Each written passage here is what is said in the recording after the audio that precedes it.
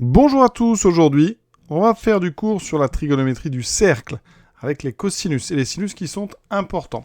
On se place, vous voyez ici, sur le cercle trigonométrique, c'est-à-dire un cercle de rayon 1, orienté dans le sens direct, c'est-à-dire que le sens positif est comme ceci. Et sur ce cercle, on va apprendre à placer pi sur 6, pi sur 3 et pi sur 4, autrement dit en degrés, 30 degrés, 60 degrés et 45 degrés. La chose la plus importante, c'est de prendre le demi-rayon vertical. C'est-à-dire qu'ici, vous mettez un petit trait et vous allez horizontalement aller chercher le point correspondant sur le cercle. Vous tombez ici sur un point image qui correspond au réel pi sur 6. C'est-à-dire, vous avez ici, par rapport à l'horizontale, un angle de 30 degrés, un angle géométrique. Si vous faites la même chose avec le rayon ici horizontal, eh bien, en vous déplaçant ça vers le haut, vous allez trouver un point image qui correspond au réel pi sur 3. Je vous rappelle en passant que le réel ici qui correspond à 0 est ici, et le réel qui correspond à pi sur 2 est ici. Pi sur 2, c'est donc ici une rotation d'angle 90 degrés. Donc on est en haut. On a déjà, vous voyez, 4 points très importants. Il en reste un à placer, c'est pi sur 4. Pi sur 4, c'est 45 degrés. Donc vous allez le trouver sur la diagonale. Et quand on trace, en fait, ici, la diagonale en pointillé, vous voyez, on va passer par ce point-là. C'est l'intersection de la verticale et de l'horizontale que j'ai tracée. Et on va se trouver donc exactement entre pi sur 3 et pi sur 6. Effectivement, si on regarde en degrés, de pi sur 4 à pi sur 6, vous avez 15 degrés, de 45 à 30, et de pi sur 3 à pi sur 4, vous avez 15 degrés, de 60 à 45. Donc ici, on a un beau petit axe de symétrie qui permet de voir que pi sur 3 et pi sur 6, ils sont vraiment l'un et l'autre, ils sont liés par cette symétrie. Je rappelle aussi que quand on place le point image qui correspond au réel x, eh bien, le cosinus, c'est l'abscisse du point. C'est-à-dire qu'ici, en projetant, vous allez trouver cosinus x. Et en projetant ici horizontalement, vous trouverez ici sinus x. Et donc, ça va nous permettre ici de donner les sinus et les cosinus de ces angles. Et c'est vraiment les cosinus et sinus, les seuls d'ailleurs que vous aurez à retenir donc, au lycée. Donc on voit bien qu'ici, par exemple, pi sur 3, il tombe, quand on l'envoie sur l'axe des abscisses, on tombe sur 1,5. Ça veut dire que si vous écoutez cette définition, le cosinus de pi sur 3, c'est donc 1,5, 0,5. Et quand on regarde verticalement l'horizontale rouge, eh bien on en déduit que le sinus de pi sur 6 est égal à 1,5. Voilà.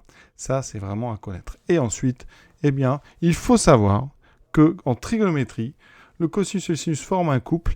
Et quand on a du 1,5 ici, dans le cadran supérieur droit, c'est le sinus positif qui correspond à 1,5, c'est obligatoirement racine de 3 sur 2.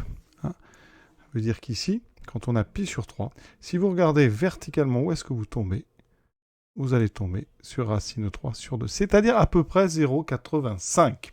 Et donc, par symétrie, vous comprenez bien que pour le pi sur 6, ça va être pareil, mais sur l'axe des abscisses. Donc, le sinus de pi sur 3, c'est en fait le cosinus de pi sur 6. Ces deux réels, pi sur 6 et pi sur 3, en fait, ils sont vraiment très proches. Ils s'échangent leur sinus et leur cosinus. Donc, si vous connaissez un, eh bien, vous connaissez forcément l'autre. Il suffit donc de savoir ici qu'on utilise les moitiés des rayons pour obtenir pi sur 3 et pi sur 6.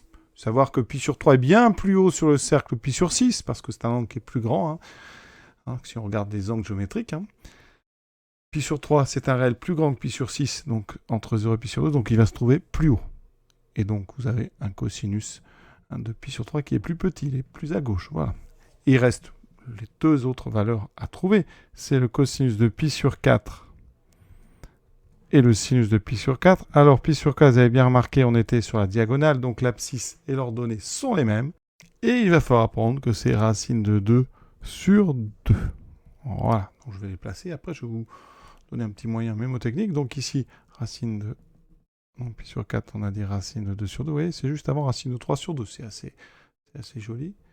Ici, on a donc racine de 2 sur 2. En vert, c'était pi sur 3.